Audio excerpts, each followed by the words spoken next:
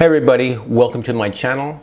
On this channel, I talk about my personal PC builds. I do tutorials on how to install certain PC parts. I do video editing tutorials, and I also dabble in some camera tech. So make sure to subscribe for some future content. Today I'm going to be talking about a build that I wanted to put together within the next couple weeks. It's going to be a powerful yet affordable work from home computer or distant learning computer, and you also have the capability to do some 1080p gaming on low to medium settings. It's another Ryzen build. It's the Ryzen 5 3400G, which has 4 cores and 8 threads, and this particular CPU also has built-in Radeon graphics, so there's no need for a discrete or dedicated GPU, which is going to save you a ton of money. Let's go over to PCPartPicker.com and I'll show you what I had in mind. All right, here we are at PCPartPicker.com. If you've never heard of it before, it's a great website to plug in all your parts to see if they're all compatible.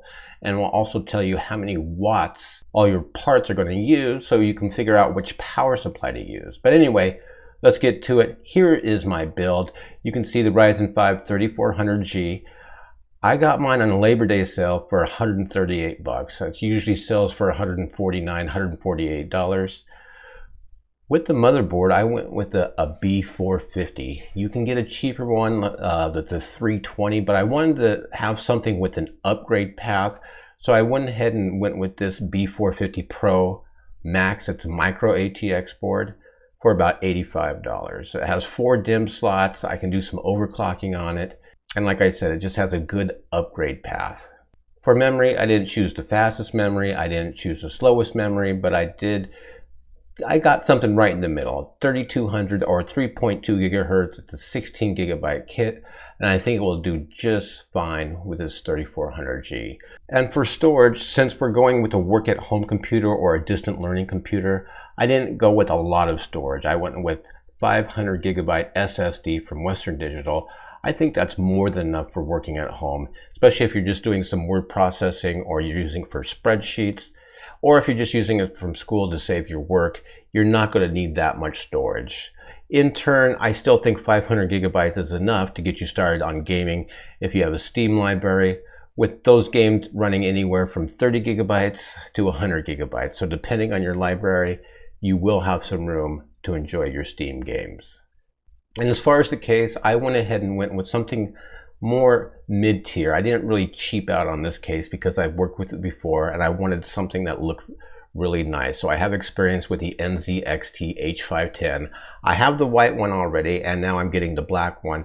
And this is going to be like a really kind of stealth build. So I'm kind of going for an all black build.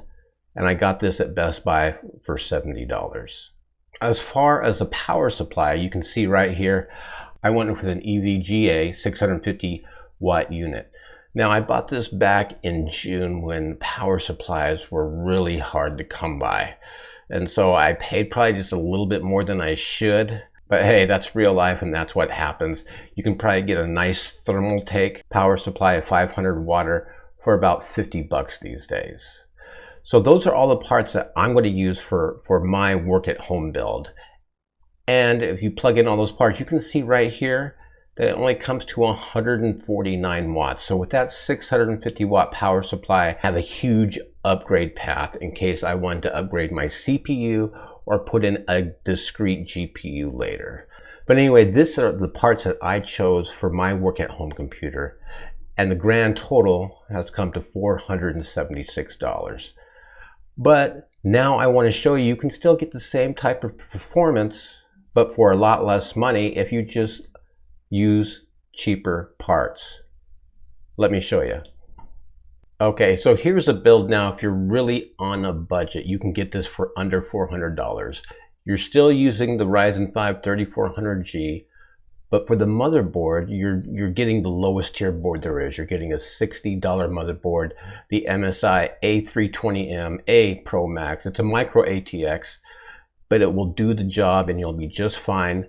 The only con about this, it only has the 2 DIMM slots and you will not be able to really overclock your CPU at all if you're into that anyway. For the RAM, we're staying with the same RAM that I'm using in my build. It's a 16 gigabyte kit from Corsair For the storage, we brought it down a little bit. Instead of using the 500 gigabyte, we saved a little bit more money and we're going to use a 250 gigabyte SSD. Plenty enough for work from home, distant learning, maybe a few Steam games, but not much. You can always throw in a 2 terabyte mechanical drive if you decide to get into gaming. And as for a case, you can really get a cheap case, but just be careful what cheap case you get, because you do get what you pay for. But here's a nice $38 case, and it's perfectly fine if you're just trying to save some money. And as far as the power supply, I've used this power supply in the past before, the Thermaltake Smart 500. 500 watts, it's plenty of power. Again, we're only at 149 watts here. So this 500 watt power supply will still give you an upgrade path, and you can see it's just coming in for under $50.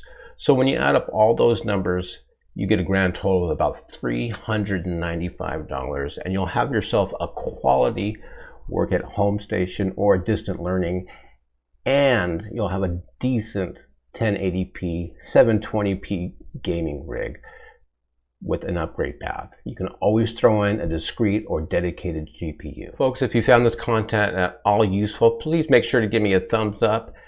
And please consider subscribing, because I'm going to put this build together here in a couple weeks and I'd love for you to see it.